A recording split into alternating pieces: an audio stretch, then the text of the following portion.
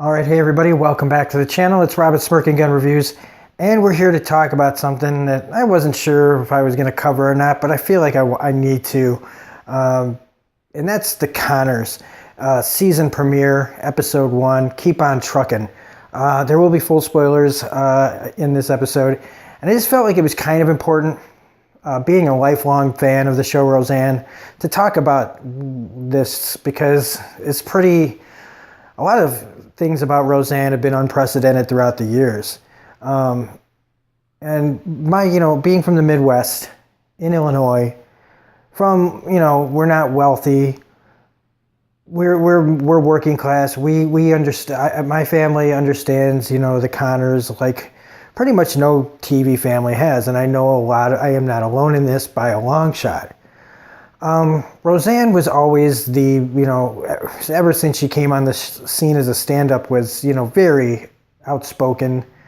And, she gets her this sitcom that lasts forever and changes a lot of things about, what could be done on television, what could be done on sitcoms. And just kind of shining a light on the everyday, working class people that has been done, but in this like really, down to earth way. People that the Conners are people that and after all these years, was it important that they came back last year? I think so. I think that with all the reboots and all this other stuff, you could say that they were just cashing in, but then they came out and it was as funny and relevant as ever. It was like they never skipped a beat. And even though some of the things on the show bothered me because of just being my own personal taste growing up and things changing, but for the most part, I really, really, really dug it. From the very first episode to the end, I was like, my goodness, they've got it. They found a way to make this show great again. And ignoring the fact that, yeah, of course, they killed John Goodman off in the original series, and they brought him back because who cares? Who cares if they bring him back? Why not? It's been long enough. Just get over it. And so I was so excited. I was like, this was only 9 episodes the first season, so I was like, cool. It was a test run, but I was excited to see more of it. And I realized, how much, I need this show. And then what happened. I'm not going to try to pretend to know what's in Roseanne Barr's heart. Roseanne, however, whatever name she goes by. And I saw the tweet. And she works for Disney, and there's no way that, these days they're going to let anybody, if you get hired by Disney, you better make damn sure that you keep your mouth shut, cash the checks, and just do the job.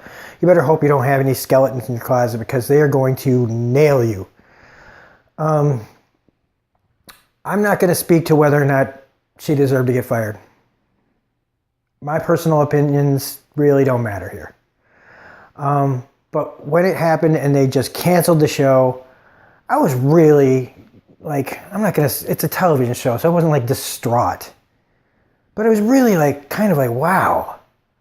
They really just pulled, they just pulled it, And I thought to myself after everything went down, I was like, why don't they just continue? Why don't they just make the show without her? Because to be really honest, Roseanne was always one of my least favorite parts of the show. I love John Goodman. I love Sarah Gilbert. Laurie Metcalf, I love a lot. She's so great.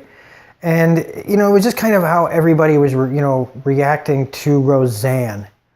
And not to say that Roseanne wasn't a good character, because she, there were some really great moments that she had on that show. Really, really great things that changed a lot. They talked about a lot of stuff, from women in the workplace to the struggles of the American woman in in general. So I didn't know how they were going to pull it off. When I heard they were remaking it, or continuing on with just the core group and without her, I really wasn't concerned that it wouldn't be good. Well, that it wouldn't be possible to be good.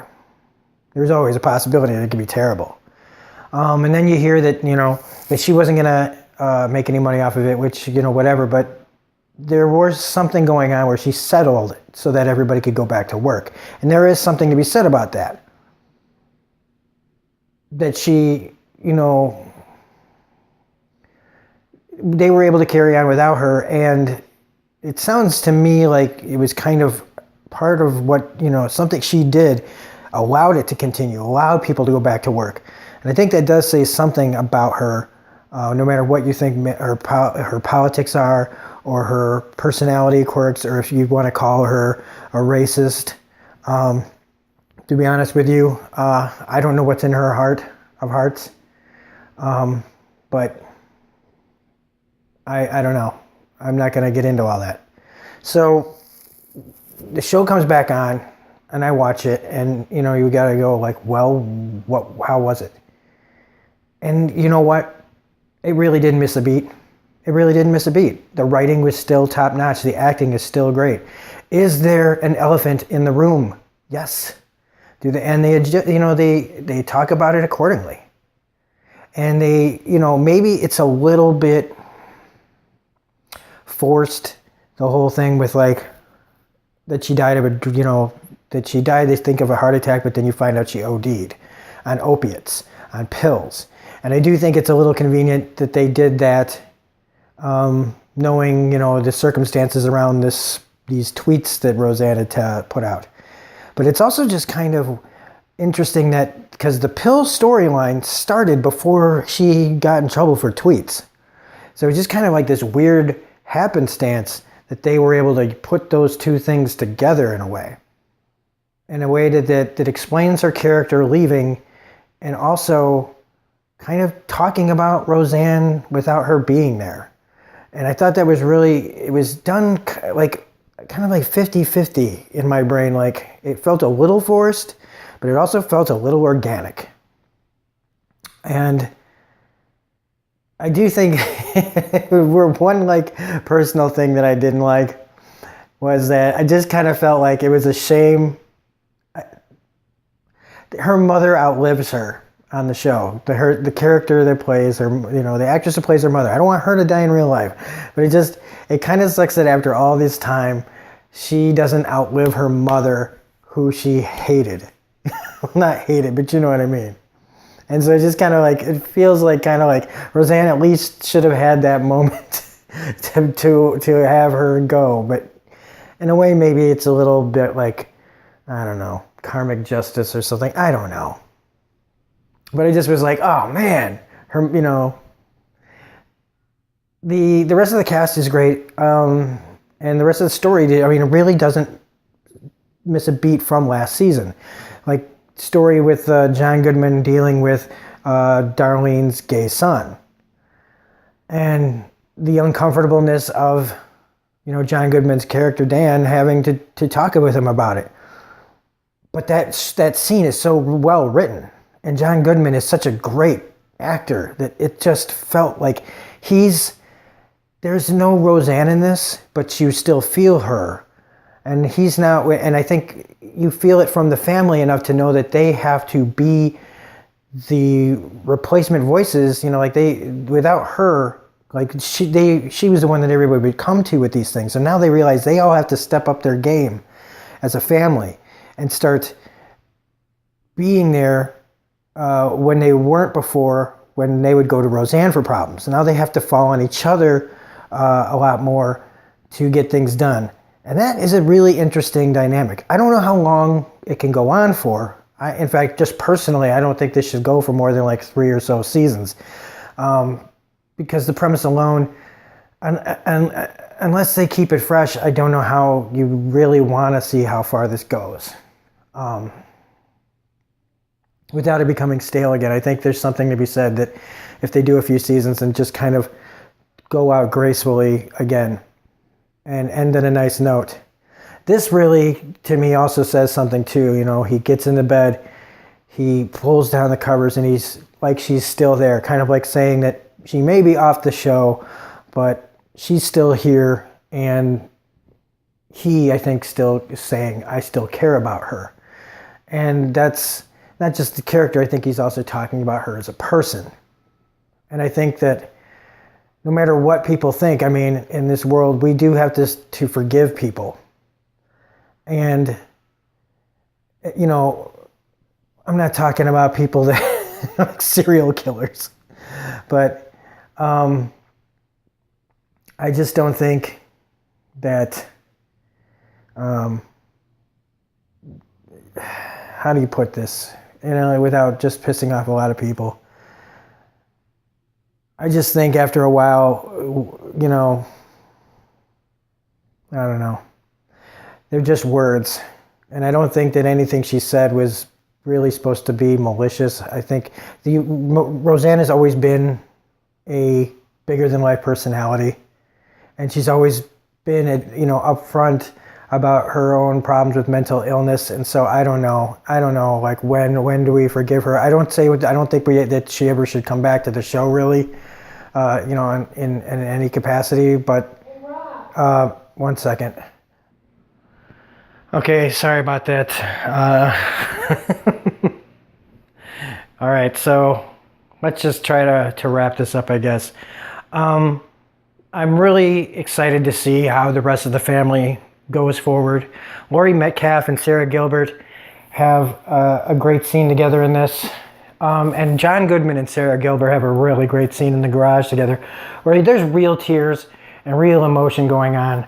And I know that there are probably some people that would see that and go, like, how can they cry for somebody like Roseanne? But I think that they're a family and that they acknowledge her mistakes, but that doesn't make them any less of a family. On screen and off. And I think that also says something about the whole thing. And so hopefully, I want this show to keep being good. And it is. This first episode was really, really funny. Jackie's whole thing with the lamp, the coffee maker was hilarious. I just hope that as this show goes, that eventually people will, you know, if we can start forgiving people for some of the dumb things they say and do because of whatever circumstances, when people are really sorry, I think that eventually they need to be given a second chance. Maybe not, like I said, I don't really think she should have this show back, but I just think that this world is already a pretty sad and messed up place, and I think we, we just need to start being nicer to each other and also stop being so sensitive about every little thing that comes out of people's mouths.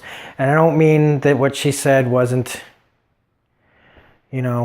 bad. I just mean, I don't know. Anyway. Like, I don't want to end, at this point I want to end up saying something that completely gets everybody pissed at me. But all I know is this was good. It's a good start of a comeback. And hopefully down the road, maybe we'll see something, better from the person who started this show. So anyway, if you liked this video, please hit the like button, comment, share, subscribe, all of that jazz. Otherwise, this is Robin Smirking Gun Review saying we will be back in another video tonight. We are going to be talking about the Netflix show, The Haunting of Hill House, which I'm very excited to talk about. So that'll be up in a little while. Otherwise, we will see you later. Bye.